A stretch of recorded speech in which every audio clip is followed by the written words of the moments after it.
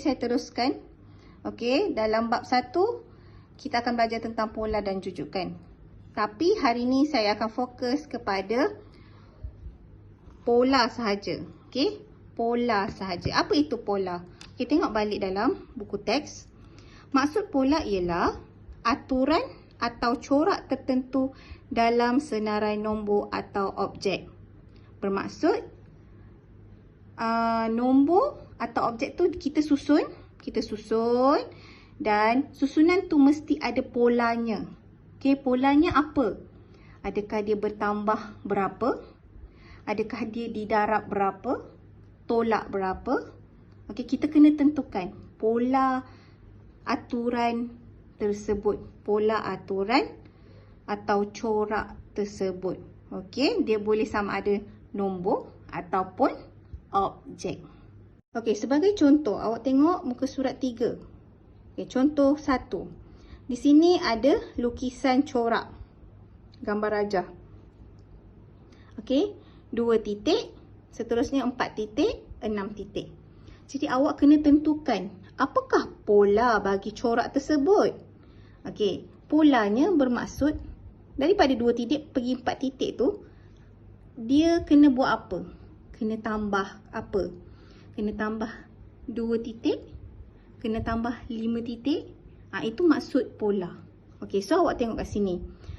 Daripada yang pertama kepada yang kedua, corak kedua.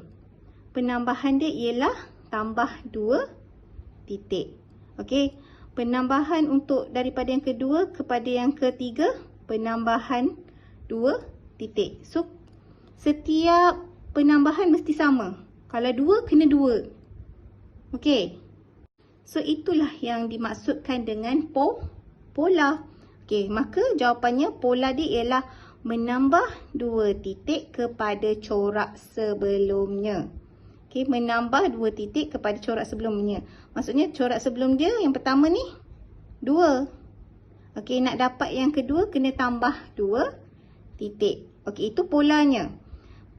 Yang kedua yang awak perlu buat adalah kita kena predict. Kita kena tahu. Okey, corak yang seterusnya ni apa? Maka bila kita dah tahu polanya menambah 2 titik, maka yang 6 ni awak tambah 2 titik. So awak dah tahu corak yang keempat. Itu adalah maksud pola. Okey, jelas?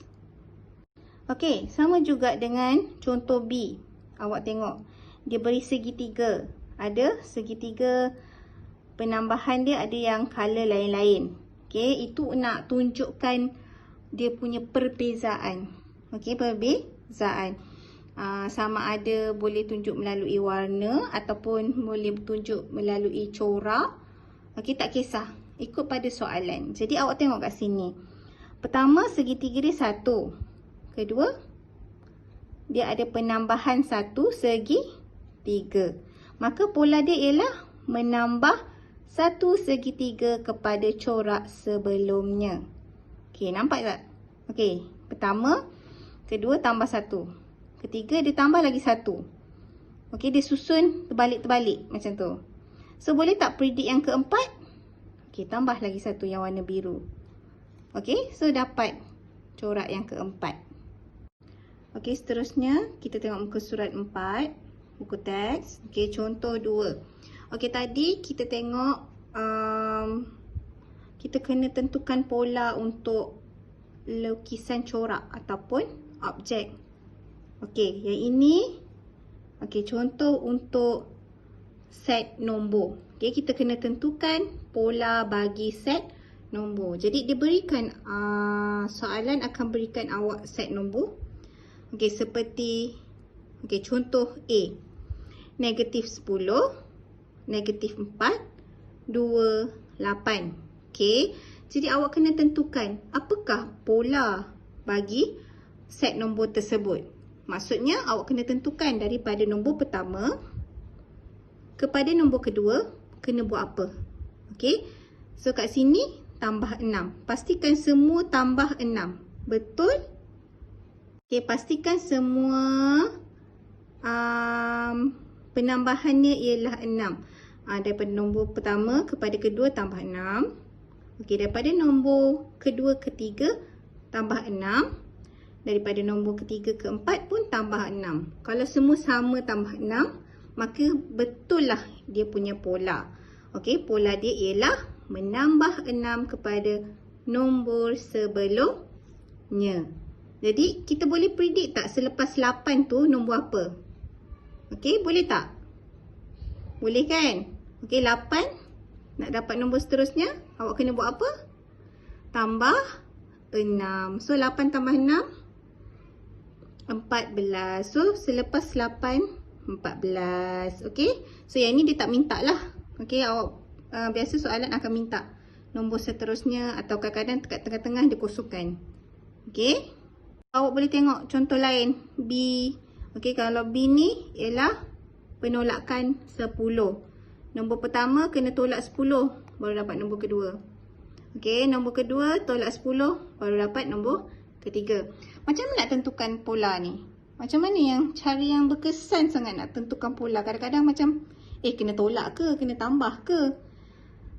Dia tak ada cara yang berkesan sebenarnya. Dia cara dia satu je. Cuba jaya. Maksudnya awak kena, cuba tambah.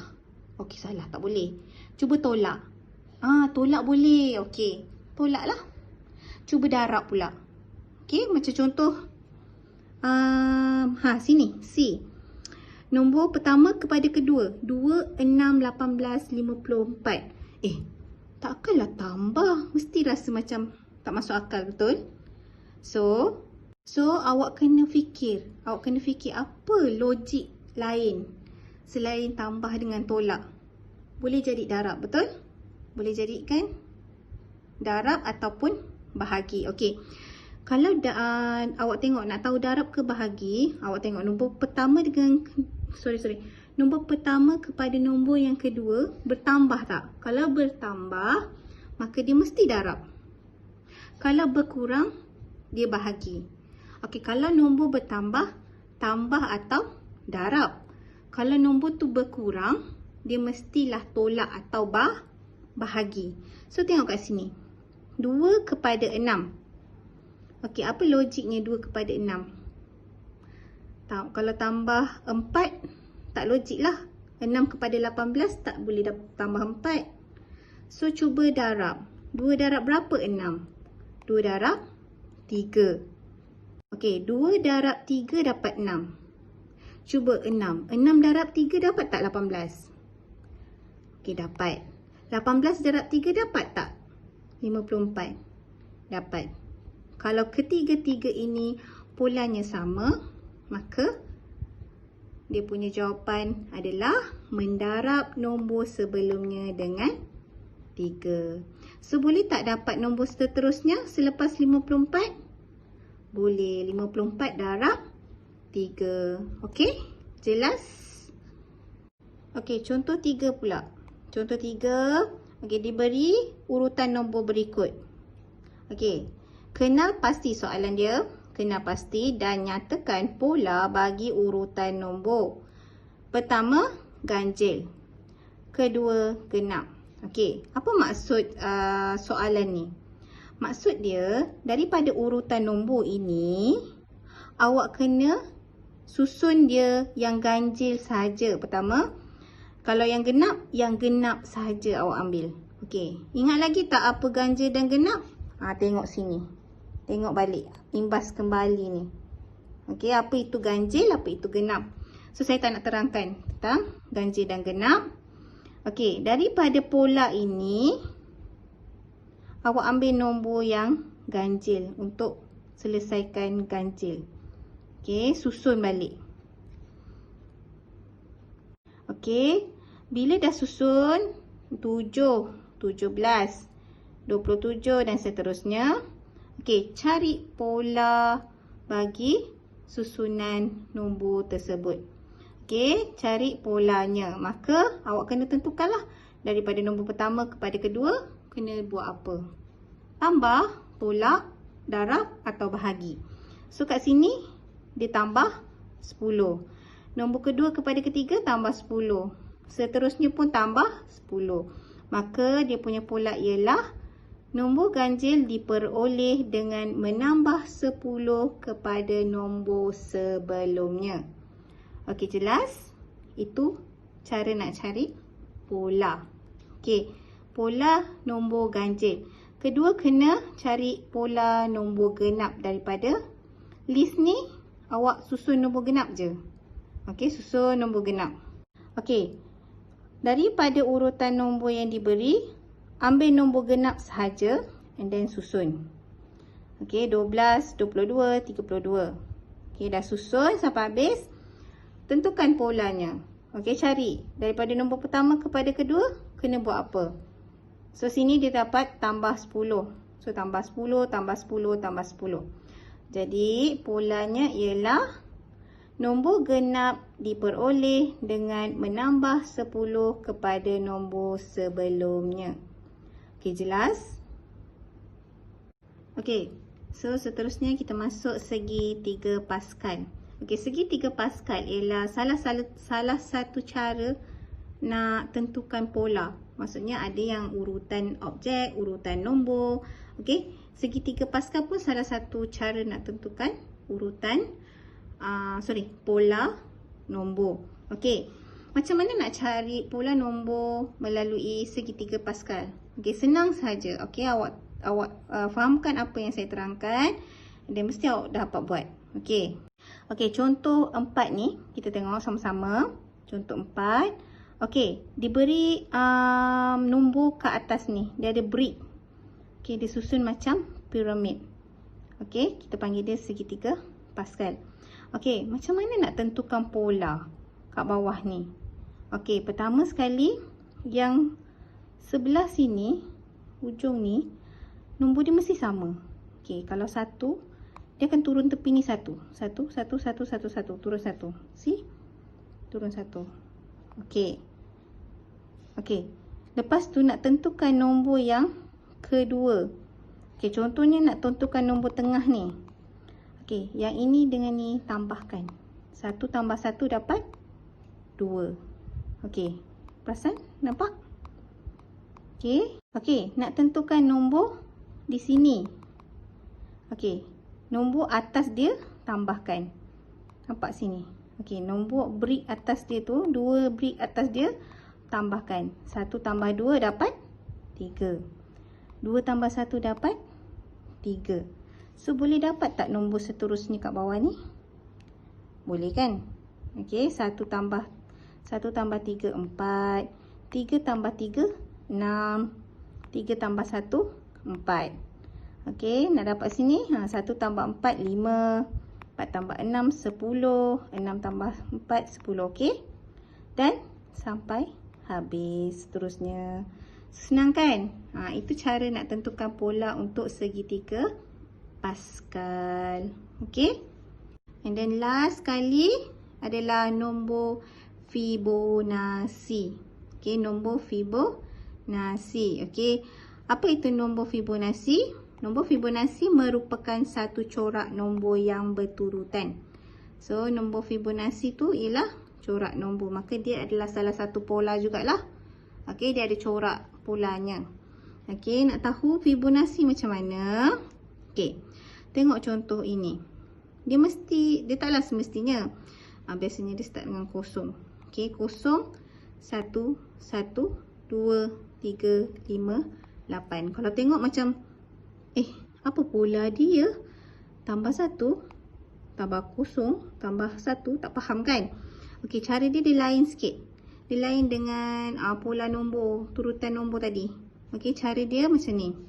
Okey, cara dia adalah menambahkan nombor dengan nombor sebelah dia. Okey, contoh 0 dengan 1. 0 dengan 1 akan dapat nombor di sini. Okey, 0 tambah 1. 0 tambah 1 dapat nombor ketiga. Okey, nombor pertama, kedua tambahkan dapat nombor ketiga. Okey, 0 tambah 1 dapat nombor ketiga. 0 tambah 1, 1. Okey, so nak dapat nombor keempat, nombor kedua tambah nombor ketiga. 1 tambah 1 dapat 2. Okey, lepas tu seterusnya 1 tambah 2 dapat 3. 2 tambah 3 dapat 5. 3 tambah 5 dapat 8. Senang kan sebenarnya? Senang je. Okey, faham? Okey, kita cuba tengok contoh 5 ni. Okey, so kita try lengkapkan. Okey, 0, 1, 1. Apa nombor ni? Okey, try. Okey, 0 tambah 1, 1. 1 tambah 1 sini, 2. 1 tambah 2 dapat 3. 2 tambah 3 dapat 5. 3 tambah 5 dapat 8. 5 tambah 8 dapat 13. 8 tambah 13 dapat 21. Okey, sama juga. B. 1 tambah 3 dapat 4. 3 tambah 4, 7. 4 tambah 7, 11. Okey, itu adalah nombor Fibonacci.